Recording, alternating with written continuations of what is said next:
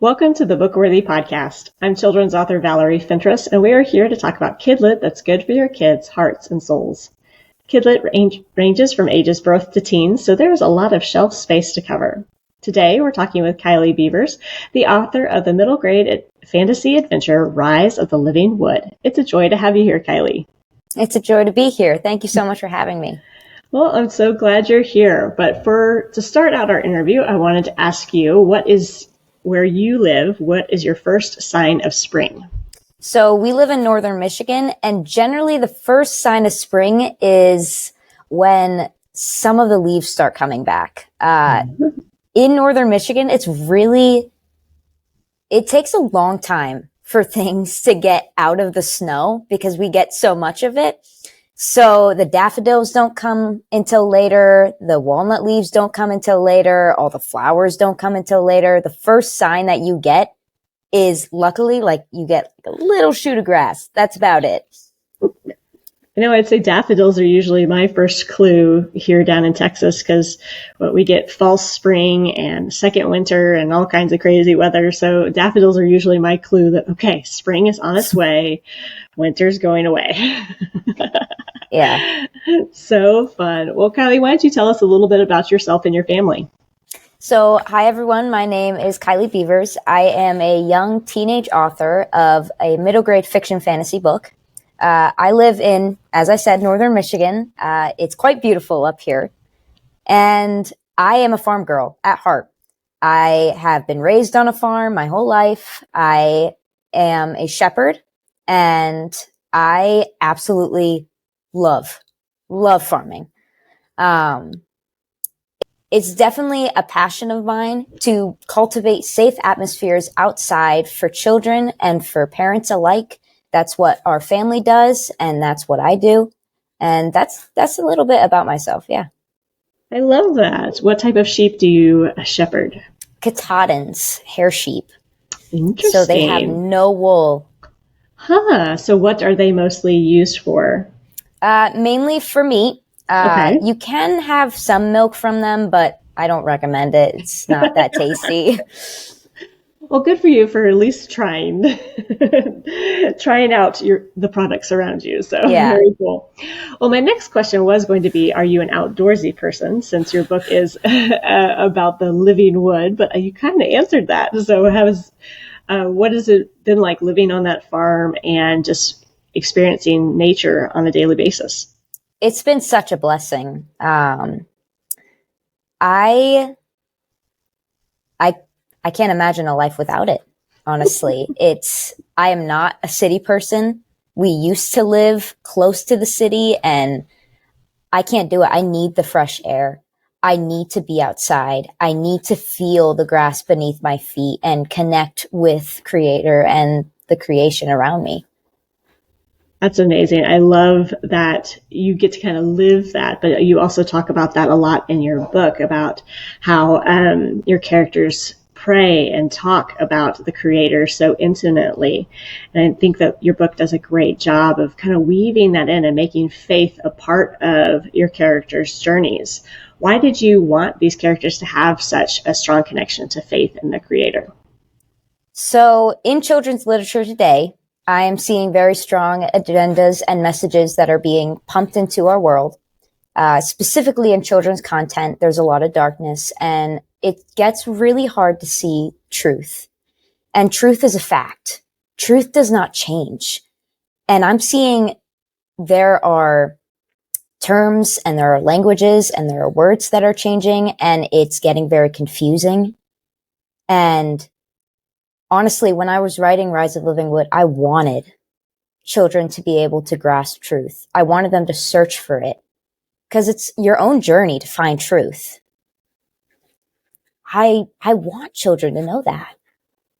I love that. And, it's one of those, as a parent, we want kids to understand truth and to want to seek it. Because if I force it on my kids, they're going to leave it at the first chance they have, It's like, I'm going to think my own thoughts. But if we Yeah. are introduce them to it and make it a journey, not just something that's forced in their face, they can really start to grasp ideas and to explore not just the world around them, but the truths that they're experiencing.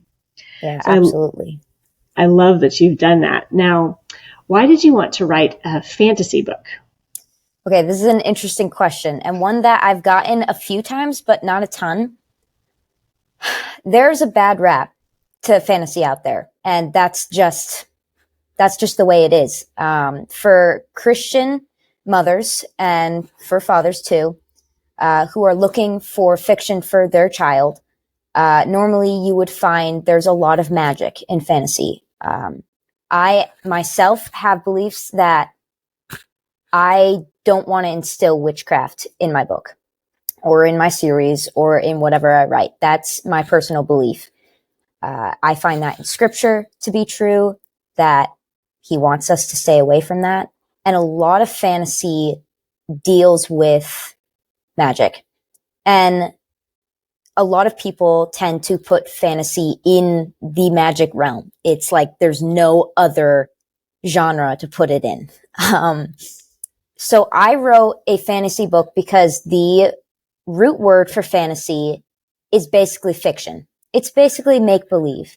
It has nothing to do with magic at all. And so when I wrote Rise of the Living Wood, I was like, you know what? It's fiction. It's make-believe. I'm going to classify it as fantasy. I'm going to put it out there for people. It's not going to contain magic. And if you have a problem with that,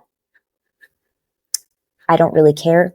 You're serving a different audience Yeah. one rather than the audience of the masses, right? Yeah. I want people to know, though, that fantasy is not exclusively magic or witchcraft. It's not exclusively demonic powers. Mm-hmm. It can just be make-believe. It can just be fiction. I love it. What is it? You have most of your characters are animals, so kind of anthropomorphic. There you go. I think I got it. So we have foxes and wolves are kind of your main two characters. And it is interesting to see the world through a different perspective. And I think that's the beauty of fantasy, is to see the world from a different set of eyes. And I think your book does a great job of just kind of getting us to look at the world in a different way. I think that's the power of fantasy as well, even if without magic and without witchcraft and those types of things. So why did you choose foxes as your main characters? Okay, so if you've ever read Green Ember by S.D. Smith, mm-hmm. And if you haven't, I so encourage you to go check that book out. I was inspired by him, S.D. Smith. He writes Rabbits with Swords. And when he wrote that, it clicked in my head. I was like, there are so very few animal protagonist books that deal with any animals in general. And foxes, as for me, I love foxes. They are one of my favorite creatures. They're sly, but they're also they're so clever, and they're just so cool. They're awesome. So definitely mysterious, right? Yes. They're not dogs and they're not squirrels and they're not rabbits, but they definitely are their own category. And there's definitely a lot we just don't know about them. So it makes them very intriguing. Now, what was how did you come up with this idea about the Rise of the Living Wood? So we were in the middle of a moving process when Rise of the Living Wood began. We were going from southern Michigan to northern Michigan, and it was totally by chance. I was sitting in the car one day, and I have a wild imagination. I always have. I used to play outside with my brother. I used to tie sticks together and make these make-believe bows. I used to go out and just pretend that I was fighting these medieval knights or sorts. As it stands, I was in the car. I was looking out the window, and all of a sudden, I saw two foxes, and they were not real. They were totally of my imagination, and they were hopping through the trees. and they were wielding swords, and they were wearing leather armor. And a lot of people will find that really, really weird, because foxes, they don't wield swords, they don't wear armor. But when I got home, I started typing it out. And originally, Rise of Living Wood was going to be about basketball playing foxes. Totally scrapped that idea. And I'm so glad God changed it for the better. And throughout the moving process, it was just going to be a senior project. It was going to be a senior project for years to come. But in that year, I ended up writing the whole entire thing. And then my family encouraged me, hey, you should get this published. It's that good. We can help you with the editing. I actually have a cousin who did the illustrations. And then it all formed together. And that was God's hand to see it form. And there's something about seeing that. That was definitely God. There's no way it wasn't him. That's amazing. So that, he put that idea in you because he's a creative creator himself, and that he wanted you to step out in faith in this. I mean, it's a big undertaking to publish a book at such a young age. Did you feel unprepared for that, or did you just, I guess, I don't know, was it daunting to take on such a big task? I was definitely overwhelmed. It's nothing, I wouldn't have considered it otherwise. I don't generally think that I'm the greatest author out there. It's very messy. And in my opinion, I wouldn't have. And so it was very daunting. And it was very much a step of faith, relying on God to take what I had and turn it into something that he could use.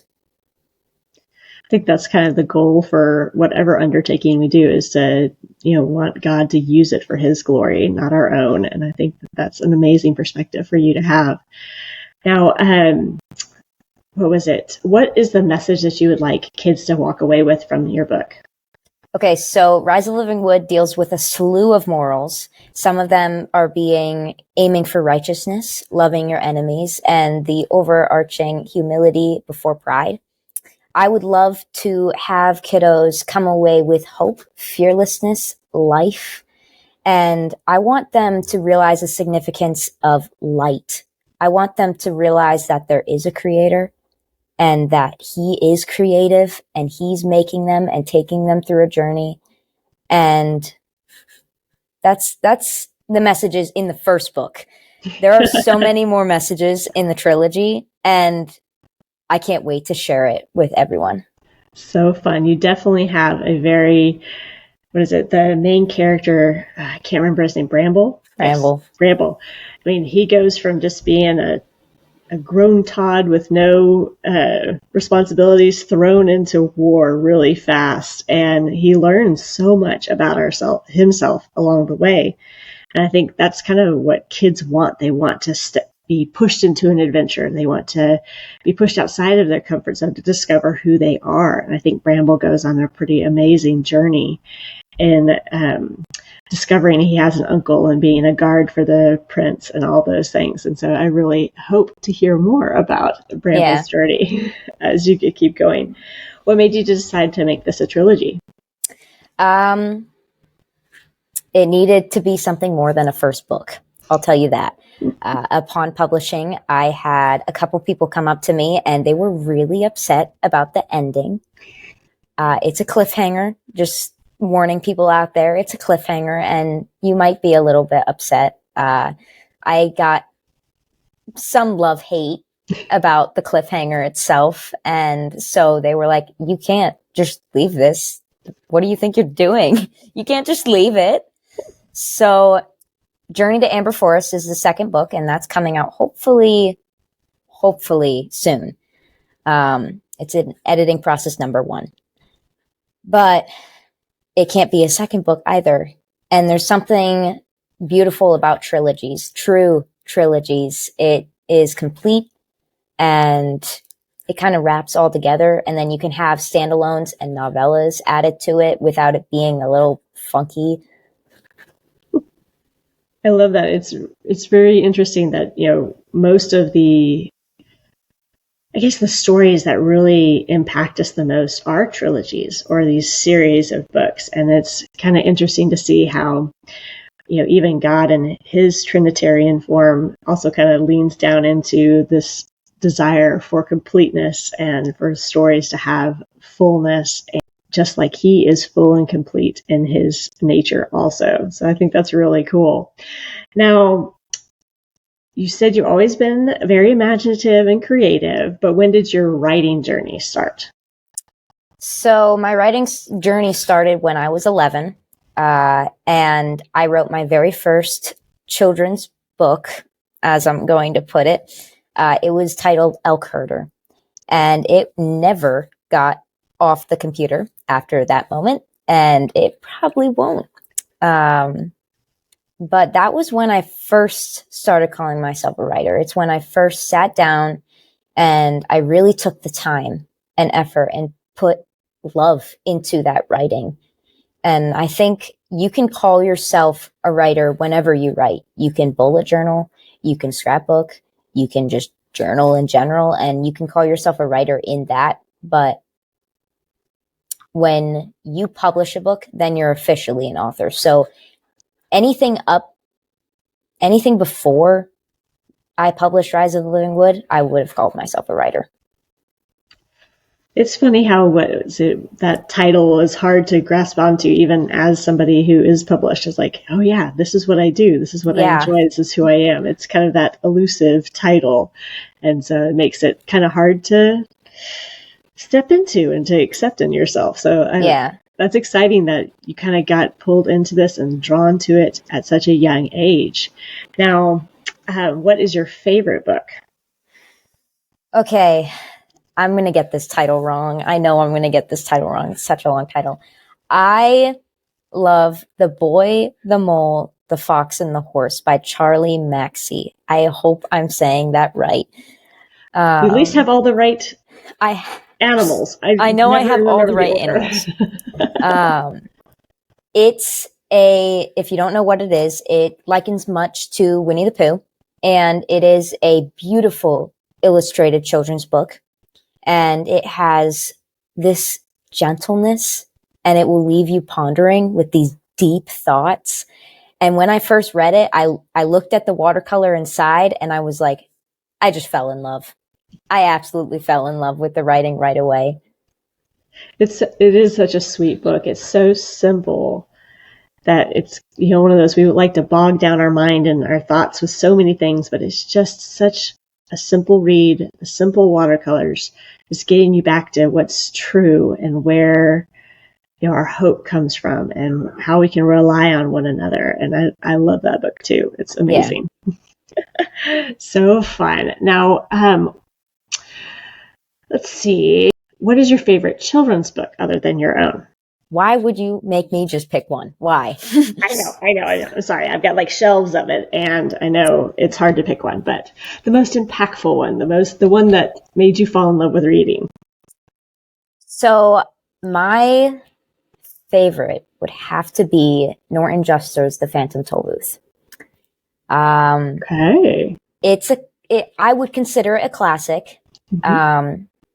And it's so different, the writing style and how he has different perspectives of life. You're following this character as he decides to figure out what he's doing.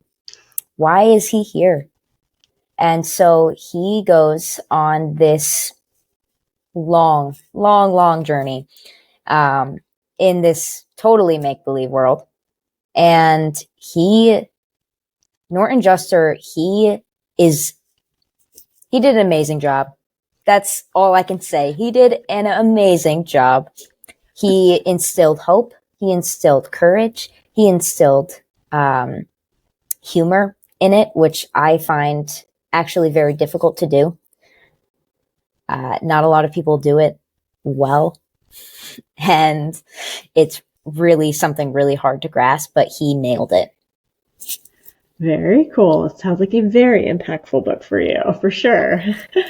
Now, what are you reading right now, Kylie? I am reading Chuck Black's Nova and Oath, which is part of his Star-Lore legacy. And I am loving his plot twists. I would totally recommend it for anyone who's looking for middle grade. It's a Exodus retelling. And then I am also reading T.H. White's The Goshawk, which is a kind of like a biography of sorts of the lost art of falconry. And it follows White on in his life on how he trains the hawk at his fist. Very cool. Is there any hawks that are going to make a rise in your books? There might be. That's kind of a spoiler. So. Oh, okay. Sorry. Well, we don't want any spoilers here. Well, Kylie, what can we expect next for you? You can expect, Journey to Amber Forest is, like I said, in editing stage number 1. That is the next book to come out, along with a secret project that I've been working on, and that is a novella for the Livingwood Chronicles. Hopefully that will also come into publishing very, very soon. And then there's also, I recently was published in a short story collection, Heard in Silence, and there's another one coming out soon. So hopefully, fingers crossed, mine will get published in that one as well. Very exciting. There's the third book for Livingwood Chronicles as well. Very exciting. Now, where can people find out more about you and your books, Kylie? You can find me on Facebook and Instagram at Livingwood Chronicles, or you can find me at my temporary blog, livingwoodchronicles.substack.com. Very cool. It's been a joy to have you here today. Yes, thank you so much for having me here, Valerie. You're welcome, and thank you for joining Kylie and me on this episode of the Bookworthy Podcast. Be sure to check the show notes for any books or links that we discussed. Also, join us over on Instagram and Facebook to let us know your answer to our question, what is the first sign of spring in your area? Then hit like and subscribe and leave a review to help us discover more great books together. Happy reading.